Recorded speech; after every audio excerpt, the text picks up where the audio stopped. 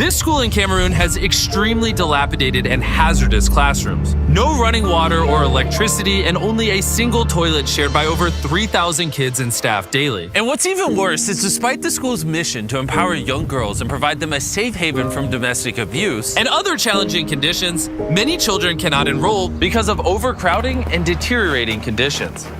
So in this video, we're going to rebuild this school from this to this, this to this, and this to this, to give these kids a better opportunity at life.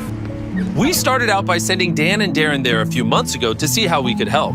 Upon their arrival, they met with Francis, an extraordinary man who has dedicated his life to combat inequality and suffering in Cameroon. He is the founder of CDBTA, an organization that helps build wells, facilitates solar power installations, and aids the development of education throughout Cameroon. When we first visited the school, what we saw of those children were actually under conditions of lack of sanitation. Some of them were abused. They had no right to raise their voice. They could not speak for themselves. These conditions had no dignity. These conditions would not make a child believe that the future is bright.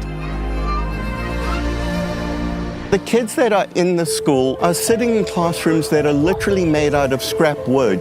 I've been shooting in one of these classrooms for 5 minutes and my face is literally dripping with sweat. I can't imagine what it must be like to sit in here for an hour-long lesson and learn. The environment is first of all dirty. There is dust all over. We don't have ceiling boards. The state of these classrooms is tragic for many reasons, but mainly because this school is on the border of the English and French parts of Cameroon, making it a rare junction point between two populations in ongoing conflict. This school could help unite these communities. Many people have moved from the English part and they settled in this area. This school became a safe place for them to come and get educated here. But because of the poorly built infrastructure, rain leaks through the roof in winter. There is no electricity, and the school was beyond maximum capacity. Once we saw this, we knew we had to do something, so almost immediately, The team quickly got to work to completely transform the school and surprise the kids before they got back from their school break.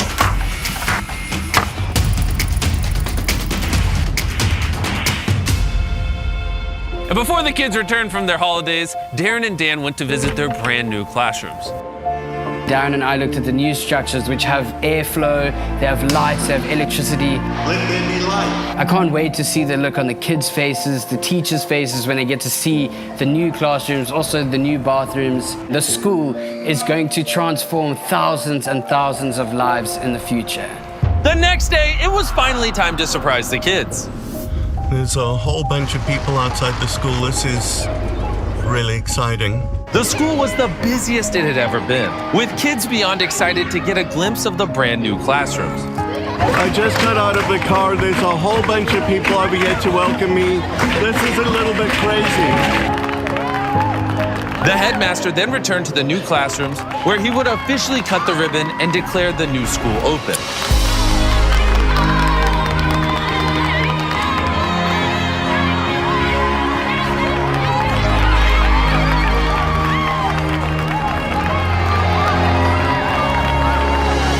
When the environment is beautiful, academics move positively.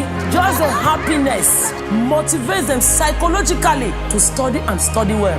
In interacting with these kids over here, I realized that these are children that have a thirst to learn, and providing them the opportunity to realize that is probably the best legacy that we'll leave behind in this community. I can't imagine the impact this will have on the lives of children in this school. Thank you, and thank you very much indeed.